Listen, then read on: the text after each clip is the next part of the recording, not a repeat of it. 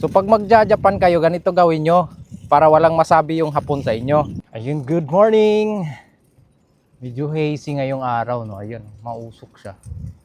Siguro may ano na naman, mga buhangin na nagsilipa na galing dun sa desert, ganon.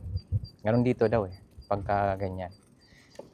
So pag magja-Japan kayo, ganito gawin nyo para walang masabi yung hapon sa inyo. So ang gawin nyo, para wala siyang masabi, 10 minutes before 7:30, punta na. Para wala siyang masabi, matuwa pa yan sa'yo. Ayay magsabi pa yan ng ganon. O, di ba? Yan, tested ko yan, palagi kong ginagawa yan. Before ng given time o ng usapan na oras, ahead of time pumunta na ako, hindi ko ginagamit yung pagka-Pinoy ko dito. Kasi bawal yan, pag nasa abroad ka, on time ka palagi. Dapat mga ganong bagay, kinukonsidera mo yan sa sarili mo, di ba? Tested ko yan, ginagawa ko palagi yan. Okay? Gawin nyo lang. Tingnan natin anong oras na. Yawa, 7:40 na, tara na boy!